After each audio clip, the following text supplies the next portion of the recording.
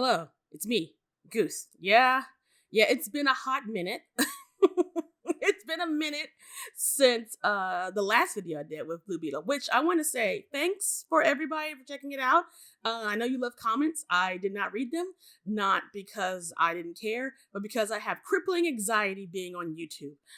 So thanks, Ever, or if it was a diss or whatever. Thank you for leaving the comments. I don't know what's going to happen with this video, but we needed to talk about this. This needed to be talked about. And so I am here with my big bro, Cabbage. There you go. And we're going to talk about the Marvels, but we're also going to talk about just the MCU as a whole, and just as certified old people. We saw how comic books were before the MCU became the juggernaut that it was. I think we saw the first X-Men movie. Yeah, way back, and then Blade. Yeah, Blade. You saw, of course, with the Batman movies. The Joel Schumacher ones. Yeah. We haven't seen like the 1990s Captain America movie or anything like that. No. We were there for the Generation X TV movie that came on Fox. That really, was it called Generation X? Yeah, it was called Generation X. It was not optimal, but we were very excited when it came on.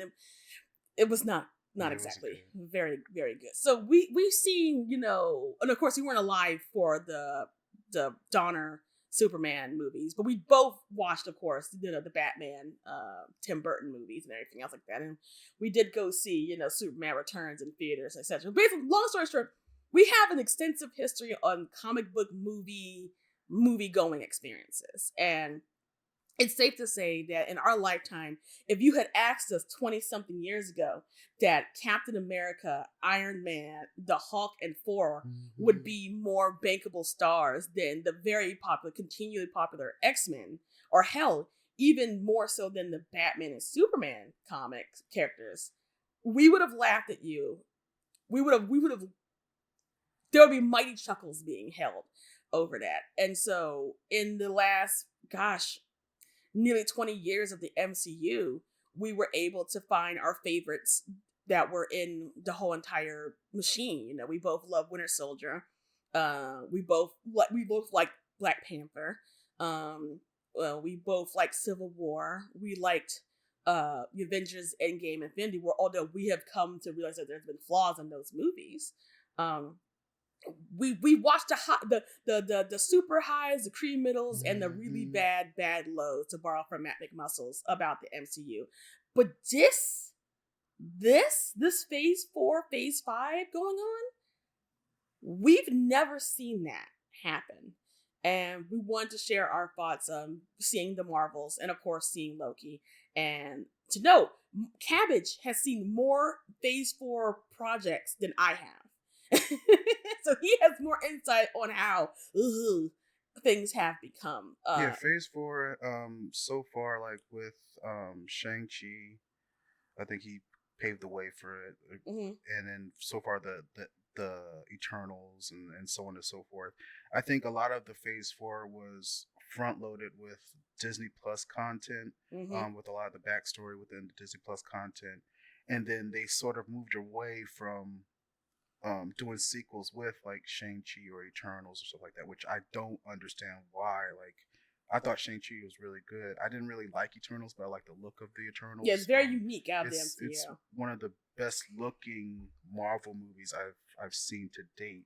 I don't qualify it as my favorite, but I can see a lot of potential in it. But ever since then, things have just been going off the rails. With the heavy output of the Disney Plus content model, where we're seeing a lot of like these side stories kind of interweaving with some of the cinematic movies and stuff like that, it has not bared the fruit that Disney Marvel has wanted. And we're seeing a lot of things fall by the wayside. Disney's not taking enough time to craft the stories where they did with the original phase 1 through 3. We're not seeing engaging characters. Like a lot of content creators have already talked about, so a lot of this is not new. But you're seeing a lot of rush jobs. You're seeing a lot of poor execution. You're seeing a lot of producer involvement in some of this direction, and unfortunately, the Marvels is another victim of Disney's mismanagement and use of like just stepping in and just chopping up. This movie was chopped the shit up. There's inconsistencies, and we'll talk about that over the course of like this session. But like it was just, if I had to qualify it as like between Captain Marvel the movie and the Marvels, I liked Captain Marvel in this movie more. But that being said, this movie is a train wreck compared to Captain Marvel, and we'll discuss that. Over the course. No, Cabbage is pretty much spot on. We sit here and again, like this is a hot topic on the community, especially after the Variety article dropped. Pretty much, explaining that the Marvel machine is being held up by toothpicks and fairy glue. How everything was being run, and at the same time, we all knew that. And again, just to remind people, when the early days of the MCU, hearing problems in the studio was unheard of. The first biggest controversy that we had, barring Terrence Howard being replaced by Don Cheadle as Rhodey, was Edgar Wright leaving Ant-Man. And people were kind of angry at Edgar Wright. People were like, what are you doing? Why are you leaving Ant-Man? It's Marvel. You can do this, blah, blah, blah, blah. But he had his reasons. And anybody who knows Edgar Wright's movie, he's a very creative, very focus-driven director. Depending on what your mileage will vary, he does that very well. He's very comedic. He's very good at his comedy. And I think the Ant-Man, regardless, of his product, would have benefited with his comedic styling and his approach to it. But that was one of the first big cracks we got to see with the MCU, that they were able to pave over and cover under with, guest spots and cameos and lore. And in case with the Marvels, the biggest flaw with the Marvels, and me and my Cabbage were talking about this earlier, is that we don't know Carol Danvers. We don't know Carol Danvers. She fell in the same spot that Henry Cavill's Kal-El fell into, where both actors, both Brie Larson and Henry Cavill, are tremendous actors, and they have the ability to bring, Superman and Captain Marvel into a really great, great standing, can elevate the material. But either the writers or directors just did not know what to do with them. And Snyder Bros back off. Listen, I liked Man of Steel. I liked Man of Steel. It wasn't great, but I liked it. But he deserved a second movie. He needed a second movie before we got to Batman v Superman. Same thing happened with Captain Marvel. We needed to see more of Carol Danvers as Captain Marvel than we need to see of Carol Danvers as Captain Marvel with all due respect, nobodies. They're nobodies. And I love Miss Marvel. I hate to have to preface this. Miss Marvel, Iman Vellani, did wonderful. Marvel is going to have to pay her 7 figures to keep her on, because if we're looking for the future of the Phase 4, Phase 5, it's with her. It's not with Shang-Chi. It's not with, Cersei from Eternals. It's not with anybody else. It is directly on her. And I would hope that Kevin Feige recognizes all the potential and the marketability of Iman Vellani playing as Miss Marvel, because she's really what saved this movie for a lot of people. And hopefully this translates people going to get Disney Plus to watch Miss Marvel to see exactly what they were missing. I think, ironically enough, her performance in the Marvels is a Girl Interrupted experience, where if you watch Girl Interrupted, the backstory of Girl Interrupted, it was supposed to be Winona Ryder's comeback movie. But Angelina Jolie stole the thunder. Stole the thunder. There was some resentment over happening. I think it's the same thing that happened with the Marvels, where this should have been Brie Larson, Carol Danvers, big, now you get to know me more movie. But we wind up leaving the movie thinking, that Miss Marvel is a darn delight. She is precious. And I spoke to this before. We've seen more of Captain Marvel in Kamala's room than we've seen her in the phases that she's debuted in. There is more Carol Danvers in that fangirl's room than in any part of the MCU. And because Kevin Feige and crew have no focus for phase 4 and phase 5. And you can sit here all you want and say, well, there was no focus for phase 1 through 3. And I'll agree with you. I believe a lot of the success for phase 1 through 3 was by virtue of the Marvel Cinematic Universe being first. And there were some truly talented people, directors and writers that were putting their all into making these movies work. But it is very clear that for phase 1 and phase 3, they were leading up to Thanos. It was obvious that they were leading up to Thanos. The whole Infinity Stones, we knew that they were leading up to Thanos. With phase 4 through 5, we have the multiverse where there's no stakes because everybody that's died is alive somewhere else. And Kang, who literally only had his major debuts in the 2 seasons of Loki. That's it. That's it. His big on-screen presence, while yes, it's been explained and all that's been explained, it doesn't help that nobody saw Quantumania, and B, those that saw Quantumania don't like that Kang got beaten by ants. It's regardless of what you want to say, high powerful hyperbolic time chamber ants, people didn't like that. And so going into watching the Marvels, and we'll touch upon Loki season 2 just briefly with Loki season 2. Going into the Marvels with that in mind, we're watching a movie about Captain Marvel who has, character-wise, been in stasis. The movie opens up with her having the Kree device trying to get her memories back. And if you're an audience member, you're sitting there wondering, why is she trying to get her memories back? She already knows what happened. She knows that the Power Stone or the Reality Stone, whatever the fuck it was, got destroyed and she got the power and Jude Law was doing this and she's doing that. We already know the context of Captain Marvel gaining her powers. Why are you making us go for this again? Why are you making us have a flashback to this again? And I said before, one of the laziest way for characters to be, realized is amnesia. It's boring. It's boring retracing the steps that we've already saw on film. We should have Captain Marvel saving a planet. We should have Captain Marvel, stopping space pirates. Why are we opening the film or opening one parts of the film, the opening seconds of the film, her in her Bess Ripley's, shirt, having memories of where she trying to get memories back? Like, how is that engaging? You have to figure out a way to engage the audience more than just 2 powerful characters doing some passive things, doing some passive work. And I know it's supposed to be a split timeline of everyone doing the same thing at the same time and thus their powers got swapped over.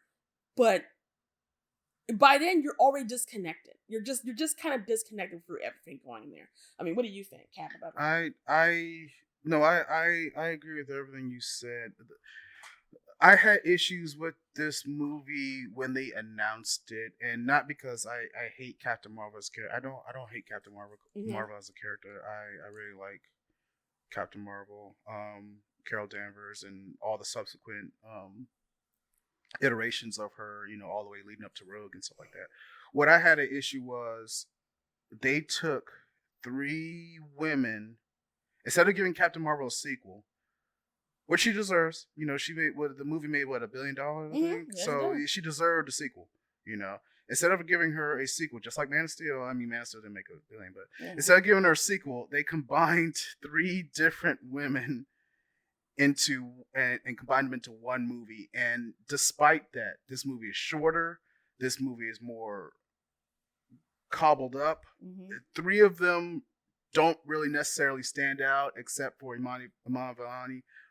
Just off of her sheer charisma and the heart. Like, she's literally, I hate, like, kind of like always talking about her, but she literally just put that movie on her back. Like, despite her working with a lot of talented, seasoned actors and actresses, she was literally the saving grace of this movie. Coming from a stance of like, I am a superhero.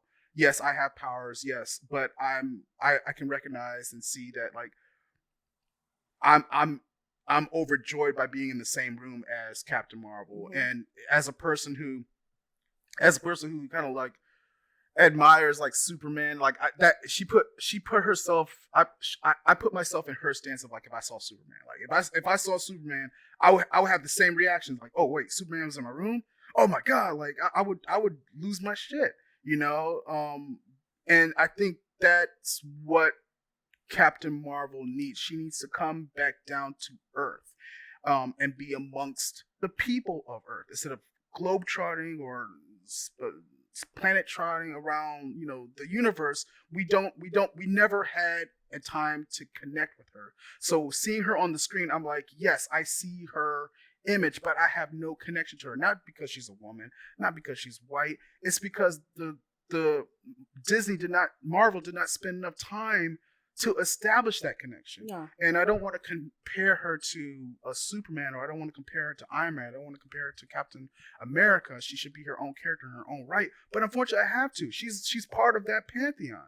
And like, I don't understand why. Fortunately, she was shortchanged in her own fucking movie. She was literally a side character in her own movie. There was so many plot points in this movie. There's so much stuff crammed into this movie that was not fully realized. Like, case in point, oh god, wait, sorry. Okay, We're gonna do a little bit of mild spoilers. So if you haven't seen the Marvels, this is your warning that there's gonna be some mild spoilers coming in there. We'll let you know if any major spoilers gonna happen. All right, carry on. Okay. So the genesis of why the villain, I forgot. See, I even forgot. Darvin, baby girl. Why she's doing the way she's doing is because apparently Captain Marvel, after the events in Captain Marvel 1, said she's going to destroy the Supreme Intelligence for messing with her mind and, you know, doing all these things for her. Unfortunately, Captain Marvel didn't have the foresight that the Supreme Intelligence controls all of Hala, which is the home planet of Kree. And it basically powers their entire environment and ecosystem, and you know it sustains them essentially. So when she destroyed the Supreme Intelligence, she in essence destroyed a planet. And apparently Captain Marvel, and I'm jumping around here, Captain Marvel did not come back down to Earth, did not want to visit Monica Rambeau, because she felt huge amount of shame for knowing that she destroyed an entire planet by destroying the Supreme Intelligence.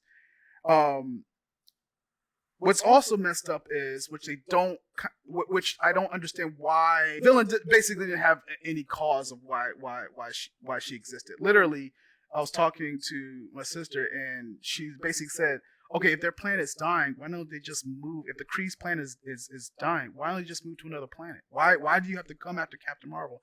And apparently Darvin was a soldier, an officer with Captain Marvel. So she kind of had an idea of her powers. If you had an idea of her powers, you knew that she could possibly resolve your issues if you had just talked to her. It seems like Darvin's whole like reason of being is, I'm going to be Ronin Light, and I'm going to find ways to go to other planets and steal their resources and siphon them back to my planet to save my planet. And how I'm going to do that is I have a bangle that gives me power to transfer and create these like warp gate tunnels, so that I can use these warp gate tunnels to take the resources and funnel these resources through the warp gate tunnel so that it would transfer back to my planet. Which is, if it sounds stupid the way I'm saying it, it's stupid by watching it. It doesn't make any fucking sense. And the actress that played Darvin, I liked seeing her on screen. I liked her energy. I liked her vibe. But her being in this movie was inconsequential. Like literally, like she's not a villain. She's literally a foot soldier to something greater. And there was no foot soldier. There was no one lesser than her. She was built up as like the big baddie, and I didn't get any sense of fear. I didn't get any sense of dread. I was like, this is just dumb. Like, you are just stupid. It's really dumb. It's we're watching this movie, and like I told the cabbage, like, yeah, why don't they just leave? Because she's rocking this giant ship. She has several ships that she conceivably can put her people on those ships and travel the planet, travel the galaxy, and find a new home for her people. But she's not doing that. And to make it worse, it's more on lines of like major spoilers coming in. Near the end of the movie, it's been suggested by Monica to say, hey, they're going to go after the Earth's sun because she's targeting places that Captain Marvel has been that she loves. So she's going after things that Captain Marvel loves. You know, the Skrull colony, and then the water musician world, and she's going after Earth's sun, their sun. And Monica tells Captain Marvel they need to power their sun so you could power the sun. And Captain Marvel's like, I've never done that before. And then fast forward to the end, she just fucking does it. Yeah. She just fucking does it. She just goes ahead and says, I'm gonna go ahead and power the fucking sun. And then flies out. And near the end of the movie, after she flies out the sun, we're sitting here in the theater wondering, what about the water planet? Yeah. Because Darwin opened the warp gates to the water planet to take the water from the water planet. And it never came and back. they never showed a shot of the gates closing. Yeah. So it's still sucking water. Yeah. Like they imply everything happens off screen. Yeah. And I want to stay straight up. This is not Nia DaCosta's fault. I know that Marvel and Disney threw her under the bus because they needed somebody, a pound of flesh to pay for the sins of their, hubris in the last, 4 and 5 phases of the MCU. But this was not Nia DaCosta's fault. This is 100% studio interference because the cuts made no fucking sense. And the story itself makes no sense. This is a story that conceivably could have just been a Captain Marvel story. You did not really need to have Monica and Kamala on board with this. This should have, and this honestly, the way it's set up is that, yes, this villain has something personal against Captain Marvel for destroying her planet. So it should just be a no-holds-barred emotional fight between Carol and Dar-Benn. It should not be a avid children-esque free-for-all battle between Miss Captain Marvel, two nobodies, and Dar-Benn. Like, it robs the story of its weight in there. And like, they try to manufacture it. We try to manufacture the weight of, Carol feeling really, really bad that she destroyed plans when she broke Central Intelligence. But the first fucking shot of the movie you get, one of the very first shots of the movies you get, is Carol trying to get her memories back. Were you really that broken up? Like, you were you really that broken up that your memories, that you destroyed these planets and you were spending your time, I gotta get my memories back. Bitch, what about the memories you made now?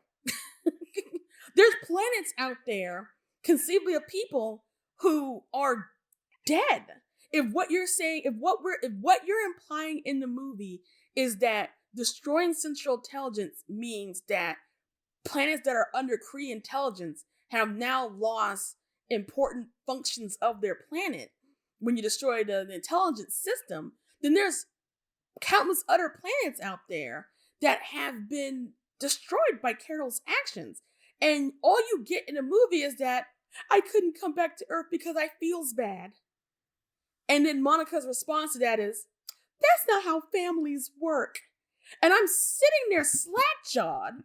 I'm looking at Cabbage. Cabbage is completely slumped in his chair. And we're wondering, what is the tone of this fucking movie? Yeah. What is the tone of this movie? What are we getting from all of this?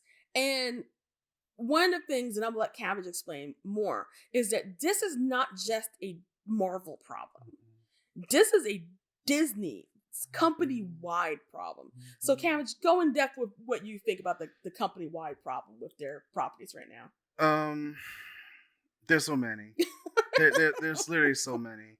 But one of the things that screams at me is they, as a company, they don't have a full grasp of consistency. And what I mean, like, by consistency, I mean like from point A to point Z, telling a full story. Everything needs to basically lead off into another property. You saw this with, like, I'm gonna point an example. You saw this with the Book of Boba Fett, where I hope, and this is mild spoilers, where like in the Book of Boba Fett, we assume that we're telling the story of Boba Fett because that's in the title, right? But they bring in the Mando into somewhere into that series, and from that point on, you're watching the Mandalorian 2.5, basically, where they move away from talking about Boba Fett and they interject the Mando's story from the point. They did the same thing in the Mandalorian, where the latest season of Mandalorian, where we're following Mando, and the latest season was horrible. It was bad, and the Mandalorian, we're going through the story.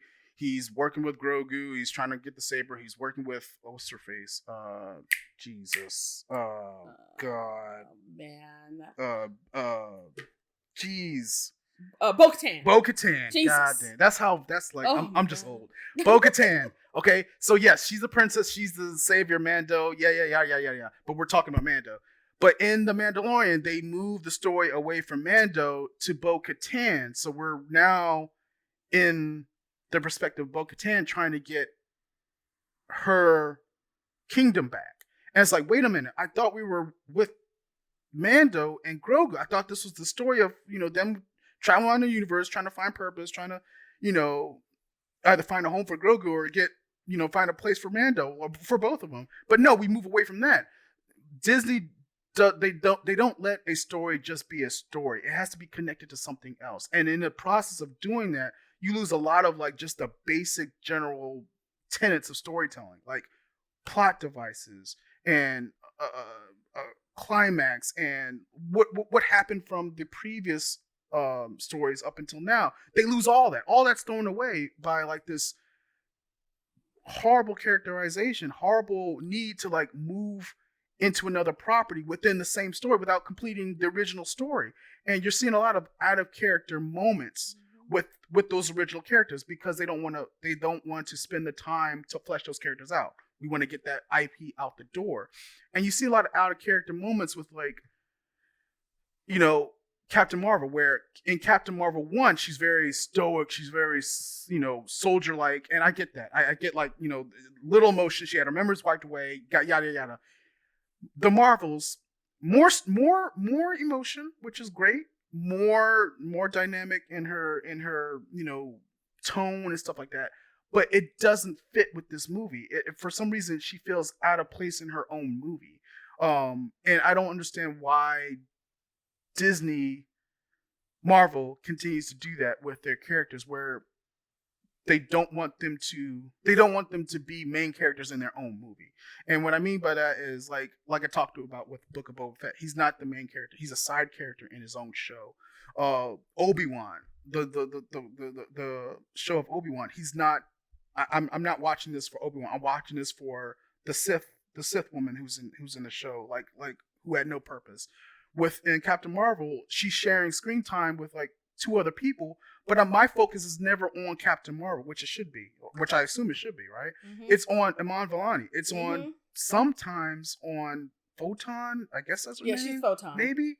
But the story elements with Captain Marvel herself are not engaging enough. Have not been fleshed out enough in her own movie. Like another mild spoiler moment is there's a story element where she's visiting a planet called Aladna, and the people in Aladna, they have to sing in order to communicate, and it's funny. It's like it's very cringe, but it has funny moments in it. And there's an element where she has to turn into a princess basically because she worked out a deal with the prince of the kingdom. Who was fine. Fine as fuck. Who was fine. Goddamn. But during that session, during that moment, we were asking ourselves like, wait, this is kind of interesting. Like, how did this happen? And she doesn't fully explain why it happened. She said something happened, and we worked something out, and just deal with it. Just like accept it. And it's like, wait a minute, no, this is really interesting. You're a princess. I mean, it's very like, oh, here we go, Disney princess, yeah. But it was like, wait a minute, let's explore this. Like, you're wearing a dress, your whole mood has changed, your whole vibe has changed being on this planet. You're singing now. There's a moment where she's like singing and dancing like a fucking Disney princess. It's like, wait a minute, they definitely fucked. They definitely fucked. It's like, it's a great, weird, cringy scene, but it's like there's a lot to unpack with this shit. Like, it's like, give me more. Like, explain how did this happen, and like, why did you not stay on this planet? And it seemed like you would be happy here, and I don't understand why you're not explaining yourself to these people who obviously care about you. It would help the audience kind of connect more with you, be engaged more with you, if you kind of shared a little bit of this quote unquote vulnerability or this new phase of like your character. But we don't get the time to do that because we're on to the next thing. We're on to the next unfinished plot device. And it's like you're not giving the audience time to either absorb what's happening or connect with the character. And the reason for that is this movie was chopped to shit. Yeah. They I don't know how many rewrites were made for this movie. But again, to go back to the consistencies and inconsistencies of Disney, you guys are not giving your writers, you guys are not giving your creators enough time to develop these scenes, to develop these characters, because we have to create content, we have to create IP, we have to create a way for people to kind of lock on or market this IP and not let it be a story just to develop and bloom on its own. And even though we're borrowing iconic characters from the comic books and from movies and from all these other sources, we're bootstrapping them in this way that it's not. People are tired of seeing this type of character, and you're seeing the same type of story, or you're seeing the same type of story beats in every single Marvel movie, and it's becoming rote, it's becoming tired. This is the shortest of the Marvel movies. So like, I can't imagine there was too much for them to discuss and they didn't have the time to kind of flesh that out, or there was not enough for them to discuss and they had to combine bits and pieces in this weird freaking Frankenstein pastiche of a movie, so that people could maybe identify and engage with Captain Marvel in a whole new light. And it did not work for me. Yeah. Because there was not enough time for me to identify with her. There was plenty of time to identify with Monty Vallani, because like, she's literally powering this entire movie. She's powering this entire franchise just off her sheer charisma. And they gave her time to develop in her show. And you can see the fruits of the labor in that, because I'm going to be perfectly honest with you. Miss Marvel as a character, maybe as being a guy, I don't know. I wouldn't say like, but she's not a prominent superhero to me. It's more on lines is that she's a teenager, and we're old, decrepit men. we're old men. We're here, but make no mistake, that does not take away of her importance, her beautiful representation, her completely enjoyable family. I mentioned this to Carrie before.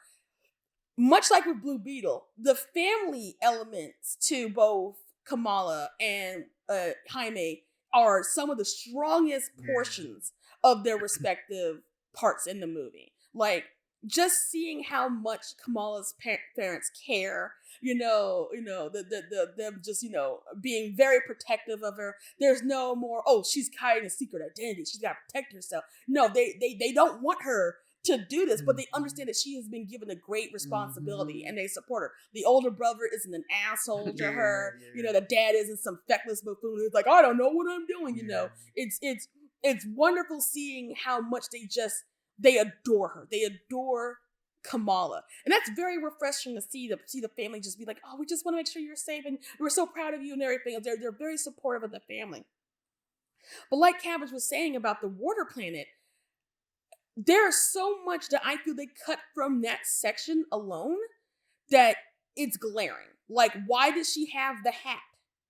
Why did Carol Danvers have the hat? Everyone knew who she fucking was when she landed. They were singing her name. Why do you have the hat? What is the cultural significance of having the hat? When did you have the ability to transform your outfit into a fucking dress? When we literally saw in the first half of the movie, you putting on your fucking suit. When did that happen? You know, when did they have time to make clothes for the Free Marvels in that record amount of time? You know, it'd be different if they say they can form clothes with their thoughts or something like that.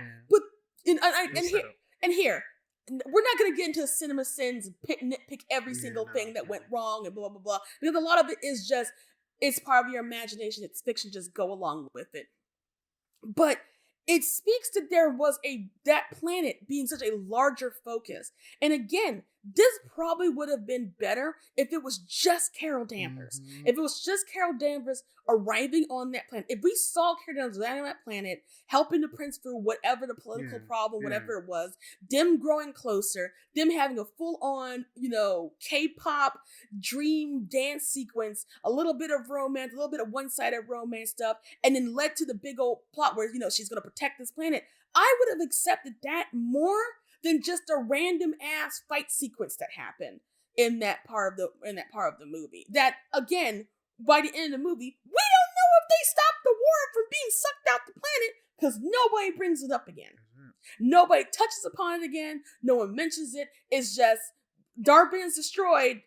The gateway is closed. Let's go home. Let's just go to fuck home.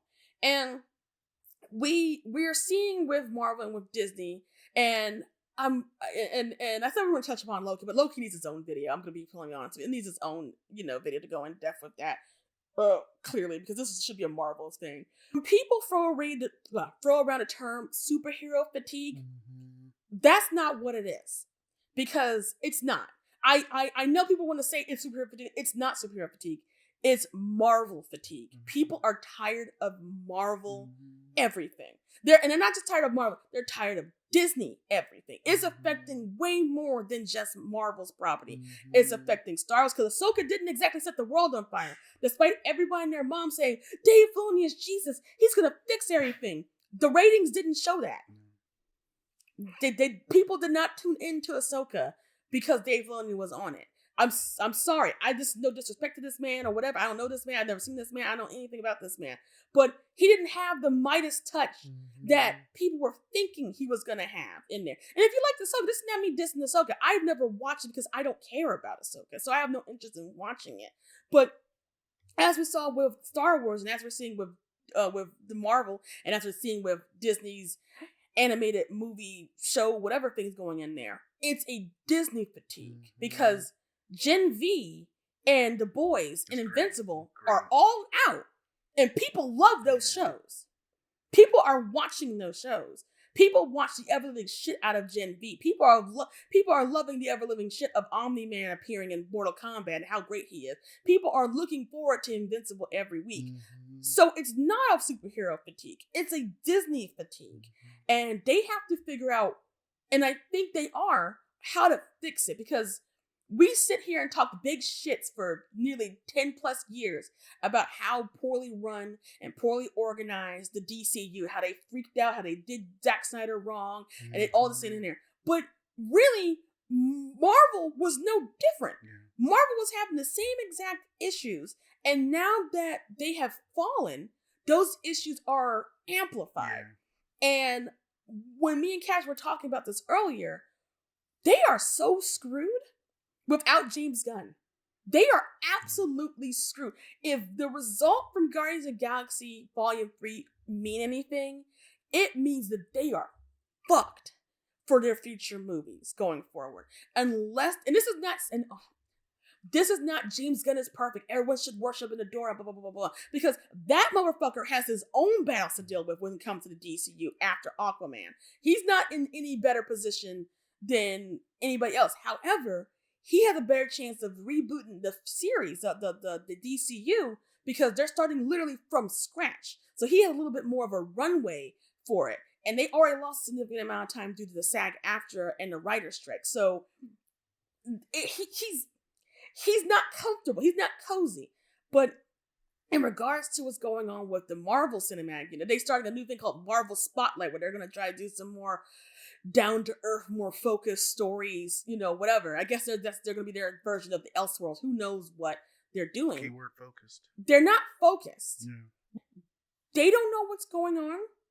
They don't know how to fix what's going on. But they're going to try to fix what's going on. And they're expecting people to be like, well, remember, Barry's, how much we give to you for Avengers? And remember that feeling of how you rooted for them and how you cried when Tony Stark died? Just stay with us, guys. We're going to show you. No one has time for that. No one has time for that. That's kind of the consequence of treating everything as content. When you treat everything as content, you don't savor a lot of the things coming out of it because it's inferior. It's instant. It's instant gratification. If I'm not enjoying this movie or this show or this moment, I'm gonna tune out. And the Marvels is an unfair victim of that. And we're watching, it's the same thing that happened with, Multiverse of Madness and, what was the last one that came out? Multiverse of Madness and For Love and Thunder. Both of those movies were not good. Love and Thunder was definitely worse than Multiverse of Madness. But both Multiverse of Madness and For Love and Thunder were, if you put them in any part of the phase 1 through 3, they'd be C-average movies. They would be C-average movies. They would be fine. But because phase 4 and leading to phase 5 is so forgettable, their problems are amplified. They're just made worse by them. So I'm probably gonna get in trouble for saying oh this. Lord. But this is also another one of those Disney cultural inconsistency things. Diversity. I love diversity. Oh boy. Diversity is great. But you can't substitute a good story with diversity alone. You have to start with a good story. You have to start with a good character. You have to start with a good base. And then diversity is the bonus. Diversity is okay, you're gay, or okay, you're black. But that does not define you. I'm not speaking for Captain Marvel saying, you should like this movie because you are a woman, or because you are black, or because you're gay, or because you are, Southeast Asian or whatever. I'm not saying that.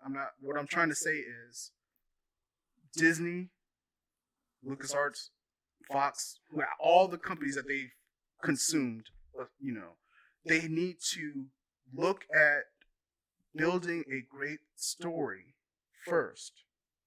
And if that person happens to be of a diverse background, that's great. But don't market this property as something that I should see because I'm black and they're black. So vis-a-vis, I should watch this movie because of that alone. And when I watch that movie, it's not of any sort of quality. It's not of any sort of engagement. It's just, you're just saying, I'm black, I'm this, because I'm more powerful, because I'm this. And in some regard, okay, yeah, sure. But what about a decent story? What about a decent plot? What about engaging characters? What about, something that I've never really seen before other than the color of your skin or your gender, or, I need something more. And we are in a time where we have all this technology. We have all these ways to craft our wildest dreams on celluloid, on digital, and we're not moving the story along, or we're not putting people in the room who have a background in telling those stories, whether they're white, whether they're black, whether they're gay, straight, whatever. Like, Marvel needs to take 6 years away from making anything and just reassess, what are we trying to say here? What are we trying to do for this property? Other than sell toys and tickets and yes, we're a business, I understand that. But what are we trying to do with this character? And I think Marvel should focus on telling those down to earth, away from the universe stories. And the greatest candidate of that is like X-Men. But I'm hesitant that they should tackle X-Men because of the way they've tackled everything thus far. They've tackled everything thus far as very shoddy, very incomplete, very like I'm only going to use this to get people in, and then once you're in, then it doesn't matter if you stay. We just wanted you to sign up for the service. We just wanted you to purchase the ticket. We just wanted you to buy the game or watch the show. We don't care about carrying you forward, 5 years, 10 years, just like phase one, just like previously. We don't care about that anymore. Maybe because a lot of those people are no longer at the company anymore. Maybe because it wasn't Kevin Feige alone crafting this cinematic universe by itself. Maybe it was the fact that it was so many diverse people with experience and backgrounds, and different backgrounds, culminating in helping that phase 1 through phase 3, those stories along.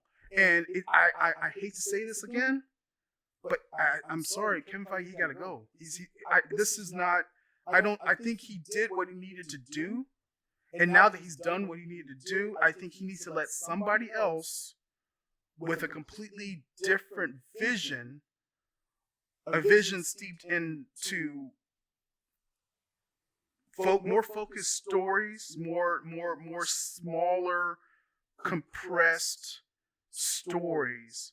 I think that's where it needs to go, because as of right now, I don't care about the next phase of Marvel, whether it's more diverse. I don't care, because from what I've seen thus far, you guys have done a shitty job at just the basics of just getting me engaged, telling a complete story. Like, yes, you may have superpowers. Yes, you may be this person or that person, but like, I don't care, and I should care, but I don't care. And that's your job. Your job is to make me care. Your job is to make people come to the theater, sit down, and experience whatever the story needs to be. And essentially, that's how Disney got in the game.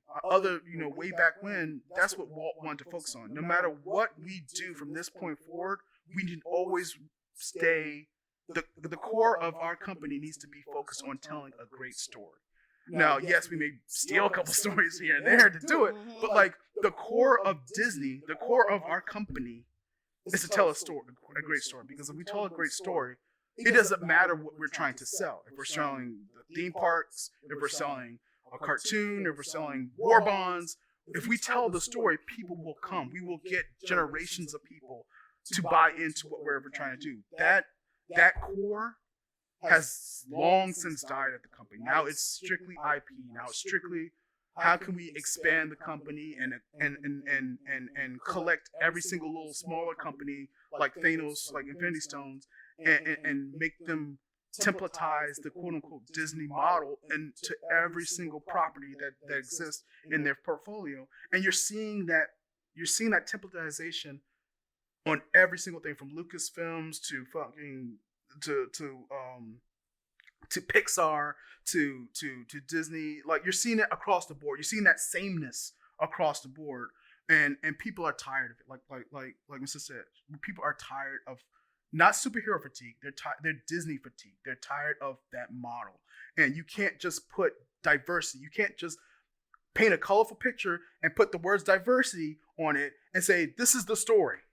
And that's what am I looking at? What does this have to add how am I going to be engaged into the story other than being diverse? Yeah, and like, it's it definitely comes into a situation where they're not going to touch upon it, but I'm going to mention it.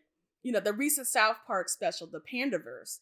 Of course, the grifters that took this by saying, "Oh, they're going after the woke spoke people," failing to realize that in the 25 plus years that South Park has been on the air, they've always straddled the fence on both sides. Mm-hmm. Everybody gets it. If you are anti-woke, they're calling you out. If you're super woke, they're calling you out. Yeah. It's there is no striking against the woke people with that special. They've always kind of toed the line for both sides. But there's truth in what they critiques about, adding in diversity and not adding any substance to go along with it, changing things up to change them without giving them an identity just because you want to make changes. And, at the same time, calling everything woke and bad because it's woke is lazy as fuck, and you shouldn't fall for that shit. And Disney has been at the behest of shareholders and investors for decades now. It's always been like that. But the mask has been broken. You now, more than ever, can see that it's not a company run by creatives. Maybe it may never have been since the original Walt has passed. But it's very obvious that, bringing Bobby Iger back and all of his problems with SAG-AFTRA, and he did not help things either. His words did not help. Have just showcased that, and again, we're picking on Disney, and it's not fair to pick on just Disney. I mean, Disney doesn't have any feelings; it doesn't matter. This is a entertainment wide issue. It goes from movies, it goes to shows, it goes to video games, it goes to books, it goes to comics, it goes to music, where we're in a state of pandering. Whether you're pandering for, the LGBTQ by POC, or you're pandering to the right-wing diet, whatever, you're pandering. Everyone is being pandered to. It just depends on what side of the coin you're going on. And in case with the Marvels, Nia DaCosta and the actresses and the writers and the creators that worked on that movie were sent out to die, essentially. They were sent out to die. And now Marvel's in this situation where it's always been outspoken that creatives are not going to go to them. And that's what's going to happen. Seeing how Marvel handled what was going on with Nia DaCosta, seeing how Marvel handled everything that happened with Brie Larson since 2019. Like, she can say what she wants. Everybody, Rachel Zegler can say what they want. You don't have to agree with what they say. You can find what they say extra cringy and stupid, that's of course. But the widespread harassment and just the garbage that came with it. This not just happens with, Rachel Zegler and Brie Larson. It also goes to, the Kelly Marie Tran and John Boyega, what they endured.